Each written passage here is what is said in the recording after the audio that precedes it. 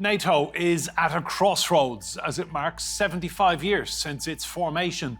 The world appears to be splitting along two axes, one centred around Russia, the other around Western democracies. So, with a major war in its backyard, is NATO up to the challenge?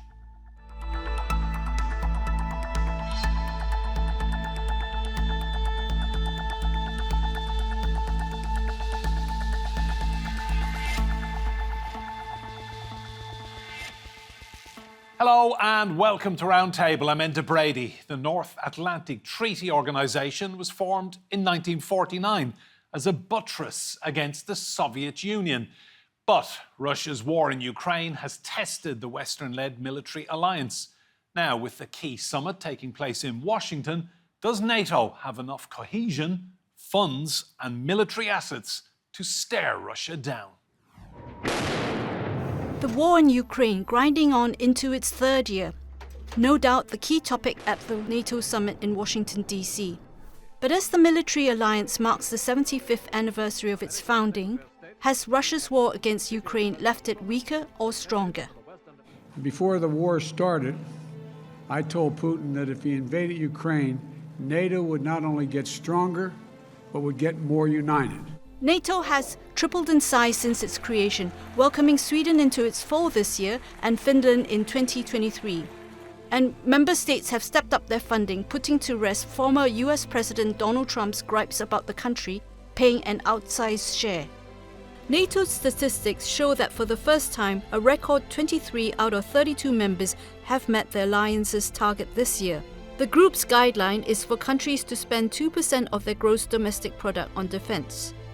In 2014, only 3 members had hit that mark, something that Trump complained about frequently during his presidency. In April, the US approved a $61 billion aid package for Ukraine after its President Volodymyr Zelensky's repeated warnings that its soldiers were floundering. We are grateful for the approved packages, but we need them fully and on the battlefield, without delay. And everything we agreed upon with President Biden must be implemented. But NATO allies still can't fully agree on how best to support Ukraine. Looking to the US, NATO has already made provisions should Trump win presidential elections in November. The group is expected to announce a mission in Germany to coordinate aid to Ukraine. Some analysts see this as a hedge against a second Trump term that could reduce US support. Ukraine had been hoping to be further down the road in its bid to join NATO at the upcoming summit. Its current NATO chief, as do some other allies, supports this cause. We will continue to bring Ukraine ever closer to NATO membership, so that when the time is right, Ukraine can join without delay. But the US has ruled out Ukraine's accession into NATO for now, fearing this would anger Russia. Stoltenberg is due to bow out in October, when former Dutch Prime Minister Mark Rutte takes over the reins. He's known to be just as strongly pro-Ukraine. But will he be able to stand up to the shifting geopolitical winds buffeting the alliance? Well, let's meet our guests. Joining us from Moscow is Sergey Markov, former public spokesman for Russian President Vladimir Putin and director of the Institute of Political Studies. Paul Ingram is research affiliate at the Centre for the Study of Existential Risk. He joins us from London. And I'm delighted to say here with me in the studio is Elisabeth Braw, Senior Fellow with the Atlantic Council's Transatlantic Security Initiative. You're all very welcome to Roundtable. Sergey, I'll come to you first. Should NATO fear Russia? No. Russia has no any threat to NATO countries. And Russia now in quite difficult situation and try to protect itself. Russia President Vladimir Putin was waiting 8 years. I was, frankly speaking, advised to him to send Russian troops to Ukraine already in 2014 to help a legal Ukrainian government to keep power and to make stop to the illegal repressive regime which come to power in 2014. But Vladimir Putin chose the peace during 8 years. And then after only he understands that absolutely inevitable a new stage of escalation, he has to send Russian troops to the Ukrainian territory. Russia demands very simple thing: no anti-Russia on the Ukrainian territory. Look, Ukrainians, if you know from the history, they have been part of the Russia during almost 1,000 years. They are Russians. If terroristic regime, by force, by violence, by killing thousands of people, making anti-Russian from Russia. But Sergey, they've moved on. Sergey, they want to be independent. They want to be Ukrainians. They don't consider themselves Russians. I would say, yes, Ukrainians want to be independent, but they're not independent now. From 2014, everybody know, hey, you know, our participants know that Ukraine has no independent government. They fully depend on United States of America. It's neo-colony puppet regime. Everybody knows it. I just saw last exit poll from Turkey. 80% of Turkish citizens believe that this is war between Russia and United States of America. Last polls in Ukraine. 50% of Ukrainians believe that direct negotiations should be between Americans and Russians who will stop Ukrainian war. So everybody knows that Ukraine is not independent. So our demands: give back independence to Ukraine. Get out your puppet neo-colony regime. Decolonization to Ukraine. Thank you, Sergey. I'll come to Paul now. Paul, from what you've just heard from Sergey there, obviously Russia is going to be a huge topic of conversation as NATO leaders all come together. How worried do you think NATO is about the Russian threat?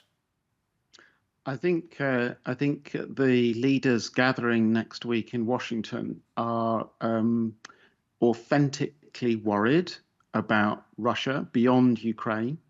Of course, there is a war going on at this very moment, and that this is galvanizing a great deal of support across NATO membership for the alliance. I think there is a greater commitment within NATO members to spending more on defense because what they see as a significant threat.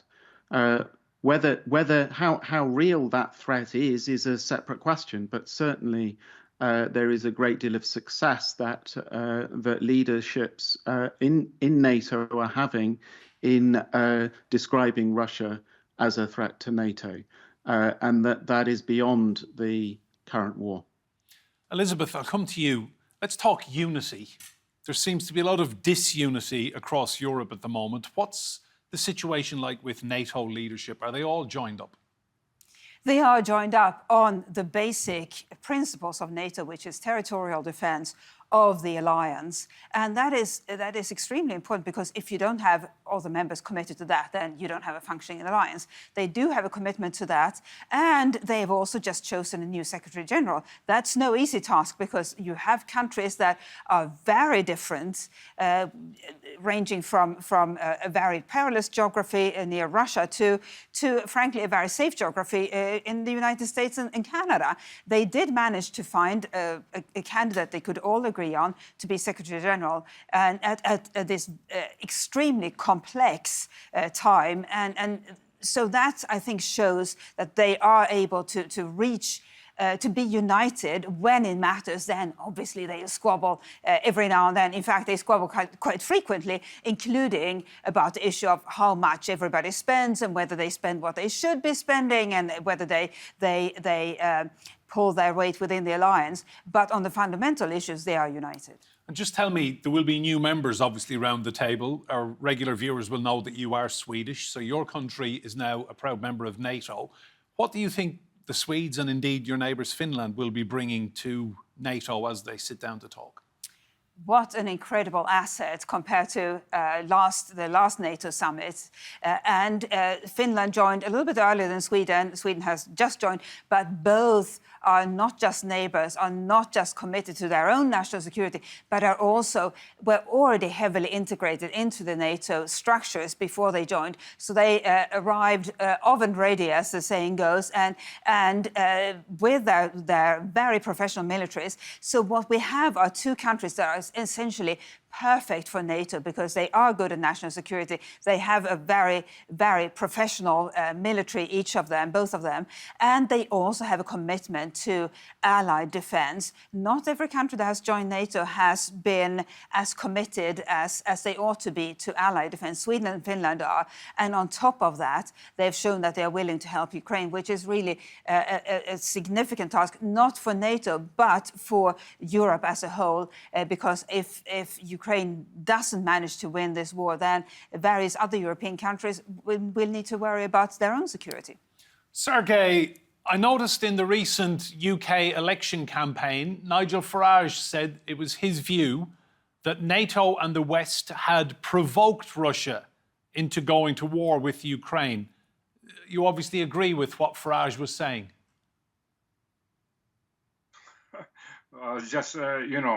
On summer, more warm than on winter. You agree with this? Everybody agree with this. Even those who criticize Farage, they also know about this simple fact. Of course, NATO provoked it, but more important that, we're talking about Ukraine in NATO, but now it's censored because NATO already in Ukraine. NATO, from our point of view, occupied Ukraine in 2014 when Americans overthrown last democratically elected legal president of Ukraine. And so it was, and they have been building anti-Russia on the Ukrainian territory. And this was increasing threat to Russia. That's why Russian president had to make such a tough decision to start a special military operation. But frankly speaking, as you know, expert, I work 15 years for American different organization. From my point of view, it was not so much clever American plan to do it. It just was a series of the mistakes of American deep state who create this situation, because I still have no answer from any American colleagues and friends or in British. What is the interest of United States of America, national interest, to kill Ukrainian democracy, to impose clear repressive regime, and to, by violence, to make anti-Russian Russians in Ukraine, to make them anti-Russian enemies for Russia? Thanks, Sergey. Thank you. Let's bring in Paul. Paul, I just want to get Paul in. Paul, just tell me, do you think, is NATO still fit for purpose, given the way the world, and in particular, corners of Europe are evolving right now? Well, it's almost a very strange moment to be asking that question, because I think NATO is probably stronger than it has been for many years. But on the other hand, it is a reasonable question to ask, because whilst it is the most powerful military alliance the world has ever seen, and is many, many times more capable than the Russian Federation, it's still nervous and fearful, as we were talking about earlier. And that's quite dangerous, because what we then have is what academics would call a security dilemma, where the defense spending across NATO states is going up, and that can only make the Russian Federation feel more fearful of NATO and more suspicious, and will lead to more defense spending in Russia, which then, of course, triggers more arms racing in the other direction, whilst China is also a wild card in this mix. So my fear is bigger than NATO response to Russia. It's a global arms race that includes a nuclear element that is running very quickly out of control. And I do think that NATO bears a significant responsibility. We've just heard about the benefits of Swedish and Finnish membership of NATO and how that strengthens the military alliance. But it also loses two countries that previously, some years ago, were neutral and for some time have been non-aligned. And I think that too contributes to this bloc mentality, which is driving this arms racing and could well end in a very bad consequence for all of us. So I think we do need to climb out of our silos and our own perspectives and see the bigger picture and understand that whatever is happening at this present moment and whatever happens next week at the Washington summit, we need to be thinking strategically in the longer term as well as tactically in the immediate term. And that means not just building up our own capabilities, but getting out of this zero-sum thinking where we think that whatever's bad for our opponents is good for us, because that way lies hell and global destruction. Elisabeth, just pick up on that. Arms race, just getting out of control. That's what Paul thinks. There is an arms race underway. Defence spending is increasing globally, not just within NATO, but around the world, including what China is spending on its armed forces. So it is a perilous moment. What we should remember, though, is that Western countries are defensive by nature. They don't have territorial designs on other countries, and that separates them from certain other countries, most importantly, Russia and China, which both have territorial ambitions beyond their recognized borders. So if there's a way out of this arms race, it begins with the countries that are offensive by nature and strive to claim territory from other countries. But when it comes to NATO, what we should remember is that even though NATO has been successful in defending its territory, the risks and threats that face Western countries go beyond the territory of NATO. So, for example, if you look at the Houthis in the Red Sea, they are a massive threat, pose a massive threat to global shipping and as a result to modern economies. It's not the NATO responsibility to look after the Red Sea, but whose responsibility is it? So that's where we are seeing countries having to improvise, the US having to improvise together with the UK to form a coalition to protect shipping in the Red Sea, not a very successful one because the attacks continue. And we'll see more of this, threats that NATO is not the organization to respond to, but there is also no other organization or alliance that is responsible for responding to those threats. And it is a huge dilemma because we all depend on certain aspects of the global commons being respected, and what happens if they are not. And just tell me, big pressure on governments who are in NATO to spend on defence, but it's not really a vote winner, is it? The general public are not interested in defence when it comes to priorities. The general public is not interested in defence unless they happen to live in countries like Estonia or Finland, where it's a big deal. Where it's a big deal.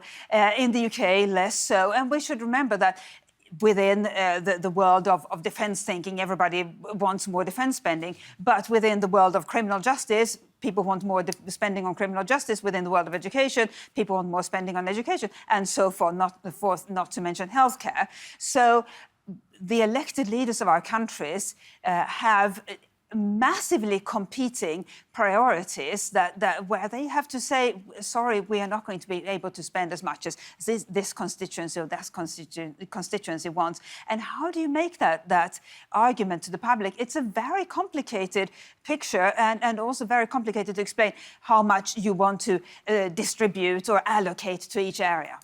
Thanks, Elisabeth. Well, this year's US presidential election is leaving a big question mark over how effective NATO is likely to be in ending the war in Ukraine. Donald Trump and the Biden administration have two very different views on how to resolve the conflict. It should have never happened. I will have that war settled between Putin and Zelensky as president-elect before I take office on January 20th. I'll have that war settled. People being killed so needlessly, so stupidly, and I will get it settled, and I'll get it settled fast before I take office. The alliance is moving to make sure that we have the right defenses across the alliance, where they're needed, where they're mattered. So this has been a clear trajectory for the last 3.5 years. I don't actually see that changing, irrespective of the politics of the moment in Europe. We have very strong allies, very strong partners. Sergey, you're very close to Vladimir Putin. One name that will enter the fray possibly as early as November in terms of NATO and taking office possibly in January is Donald Trump with a 2.0 presidency. What's the Russian take on Trump's comeback and the implications for NATO? You know, we have sympathy to Donald Trump because very simple reason. We have sympathy to those who have sympathy to us. And we have feelings that Donald Trump really wants to make relations between America and Russia better. But we have no big hopes because we have experience of previous 4 years when also Trump tried to improve relationship, but he failed to do it because so-called deep state and global oligarchy, I would say, play a very important role in United States administration. And it's look, from my point of view, it will be the same. First of all, if Trump will take the office, he will try to resolve this problem, but deep state of the United States will not allow him. Then Donald Trump will say, okay, I close this window, I will do nothing, please don't come to me with this war in Ukraine nevermore. I will be responsible only for the not making nuclear war between Russia and America.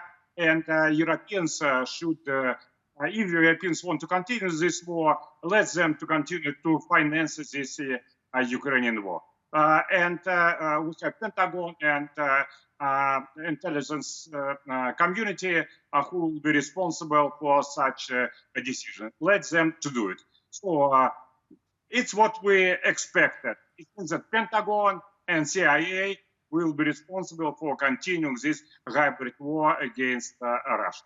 Thanks, Sergey. I want to bring Paul back in on this. Paul, what's your reading of Trump and NATO? Back to you in a moment, Sergey. Paul. So let me be diplomatic. Trump is a liar and a cheat, and he's a criminal. But there are things that he has said around the risks of nuclear war and sliding into conflict, and the need to reach out to one's adversaries to negotiate effectively. I have very little confidence that Trump will succeed, or that he will be able to do this in the way that is necessary. But nevertheless, there are indications that he is willing to move in directions that are different from the traps that I believe we in the West have taken. We need to move away from seeing Russia as an inevitable adversary that we have to defeat and dominate, because Elisabeth's quite right when she says that our perspective as NATO members is that we are a defensive alliance. That is our perspective. But, you know, try talking to Russia or to Libya or aspects of Libya or some people within the Yugoslav Republic as it was. Try speaking to those in Iraq.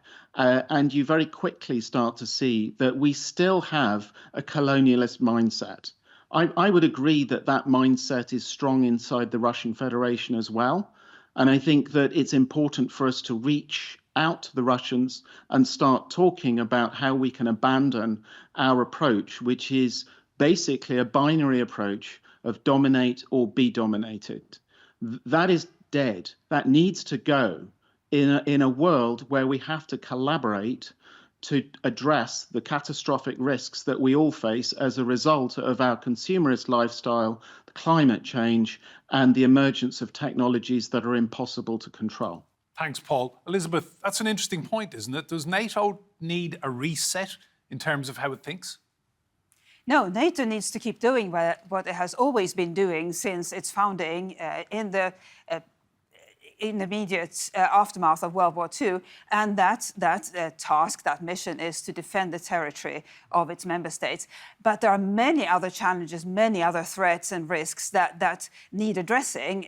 Paul mentioned climate change and artificial intelligence, and we also have the emergence of non-military threats that are seriously destabilizing Western and other countries. What do we do about those? Who should be in charge of countering those? So NATO should keep doing what it has been doing. It has built an impressive internal structure for how to organize armed forces, and that is no mean feat, by the way, when it involves more than a couple of countries.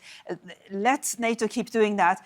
But then let's think about what organization, maybe yet one that doesn't exist, one that doesn't yet exist, what organization should look after those new threats. And it could be an organization, an alliance that involves even countries that at this moment are strong military adversaries when it comes to geopolitics.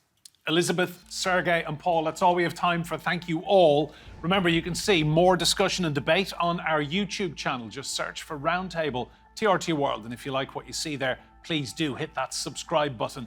But for now, from me and Brady and all of the team here, goodbye and thank you for watching.